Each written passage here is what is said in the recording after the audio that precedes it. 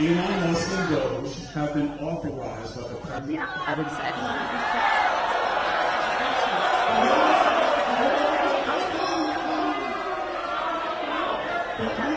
Don't move.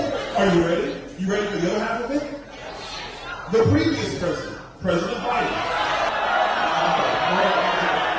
So you don't want to hear it in a slow. You're going to hear it in a slow. Allow me to bring the United States. And they do this, and it's like, because I don't think she now and got rid of big still. You didn't even have to listen. Yes. And I thought you were so like real line show. The previous administration, Joe Biden, he authorized spending. Whenever a Republican holds a town hall in their district, no matter how red it is, we always see the same thing happening. They get booed senselessly, and then they either run away or they start sending cops after the people, peacefully protesting them to drag them out.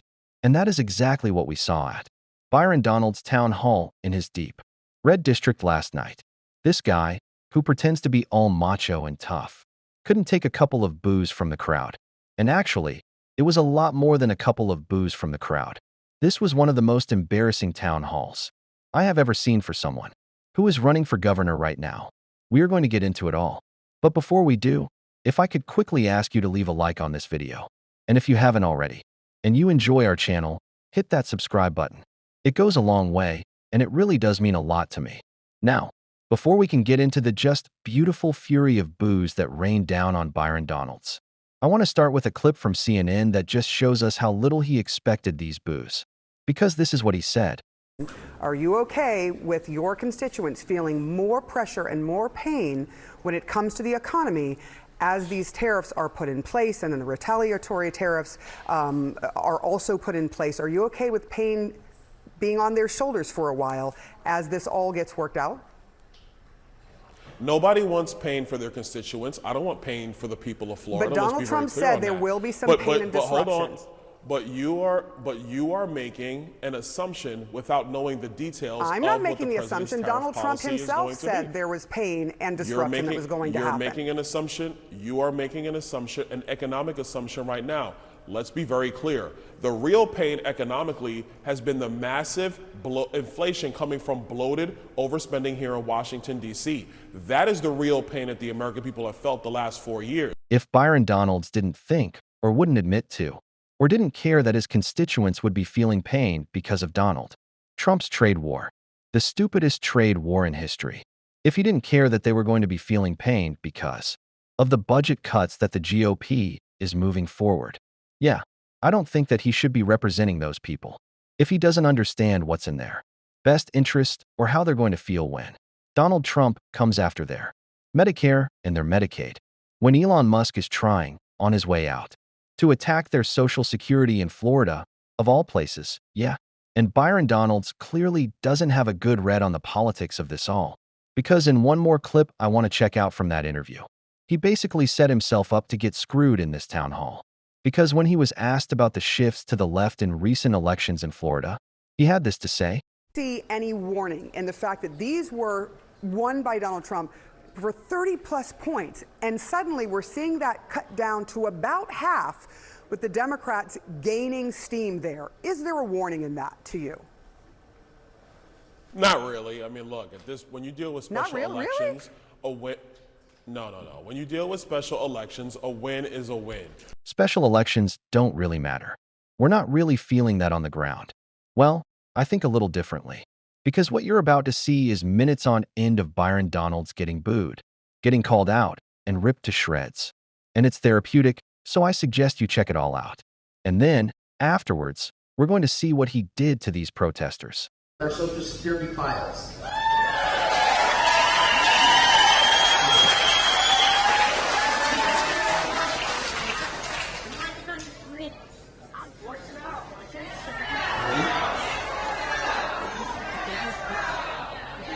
Elon Musk and Doge have been authorized by the president. Yeah, I would say.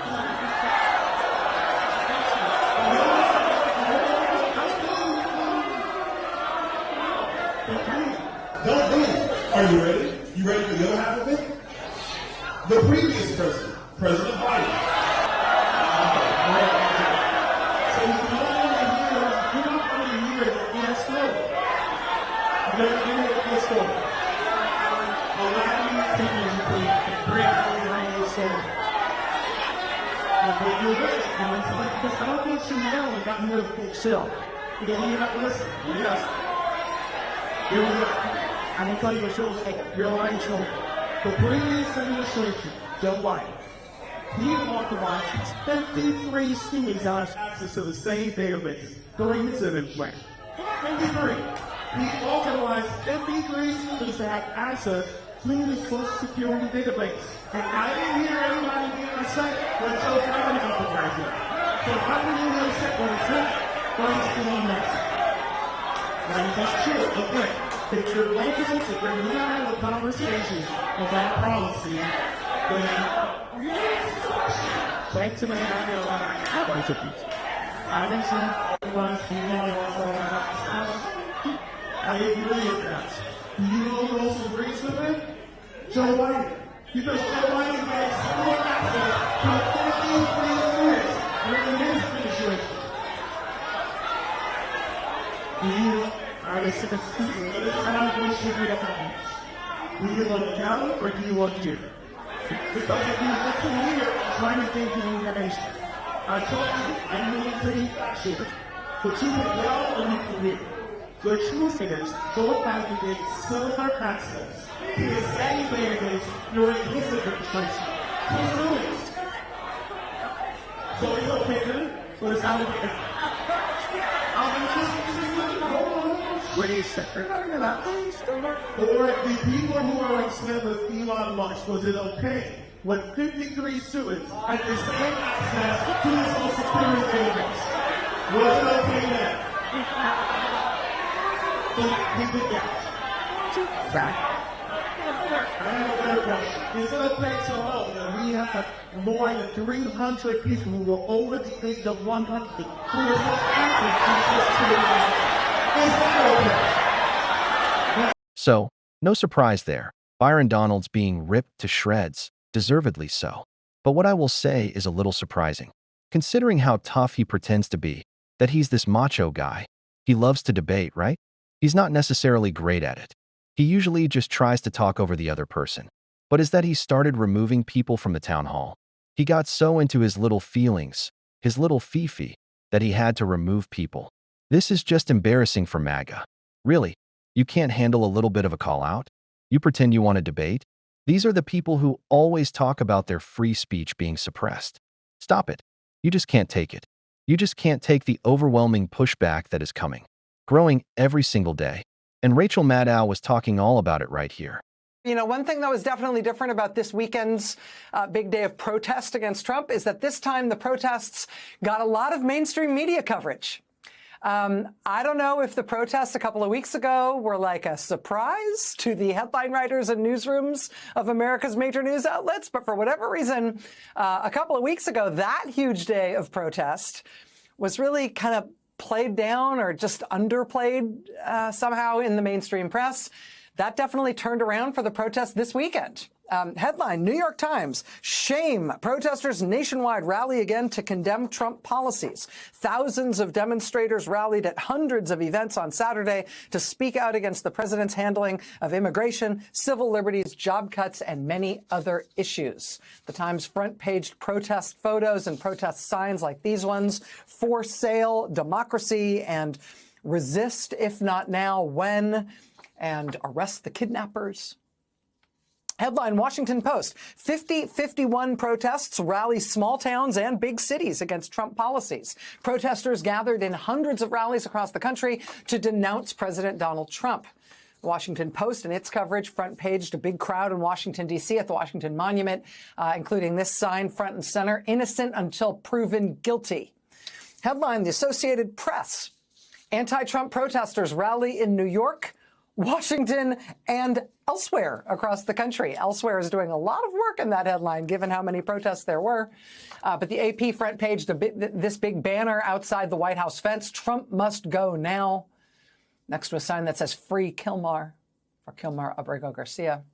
Headline USA Today, nationwide hands-off 50-51 protests against Trump continue for second weekend. They front-paged this upside-down American flag in the foreground, hanging, of course, in a way to signify distress. And then you can see the signs there, no king and impeach, remove, imprison. Headlines, CNN, protesters denounce Trump administration in nationwide rallies while supporting impacted communities. Here's the Boston Globe. No kings. Anti-Trump demonstrations around Boston invoke American Revolution. Here's the BBC. Thousands join anti-Trump protests across U.S. Front paging. This is a good sign. I've only ever seen this once. Don't piratize Social Security. That's very well done. Here's The Guardian, which is also based in Britain. Protesters filled the streets in cities across the U.S. to denounce Trump agenda. Here's Reuters, the news service. Thousands of protesters rally against Trump across the United States. Here's Bloomberg. Anti-Trump protesters turn out from New York City to San Francisco, and may I suggest, everywhere in between. Here's CBS News. Anti-Trump rallies held across the U.S. to protest administration's policies. Here's NPR. Protesters unite against Trump in hundreds of rallies across the U.S. No more tariffs on the sign there.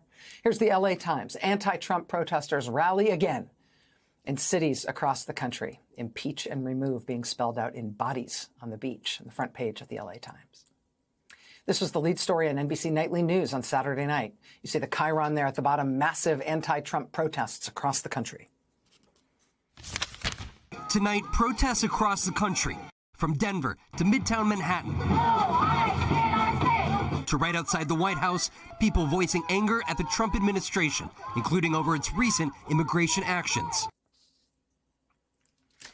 I don't know if the mainstream media catching up now to what's been going on in the streets, I don't know if it's a big advance for that movement against Trump or not. But it's at least worth noting that it is starting to happen. It really hadn't been happening before, and it is now. The coverage is now there. That said, judging from the literally hundreds of protest videos and images that we reviewed over the weekend and compiled, my sense is that the momentum is here, and these protests are going to keep happening basically everywhere, regardless of the level of coverage they get, even though they are now getting more coverage. These are hard to put together, but we've done it. Okay, from left to right and then top to bottom, what you're looking at here is, ready? Anti-Trump protests this weekend in Chicago, Minneapolis, Anchorage. There was a whole bunch of protests in Alaska this weekend. We'll talk about that in a second, but that's Anchorage, third from the left in the middle there on the top row.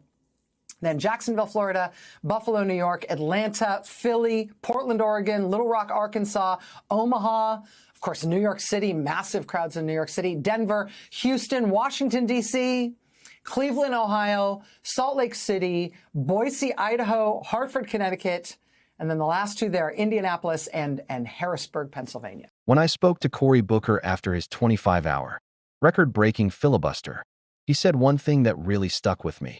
Now is the time for a movement moment.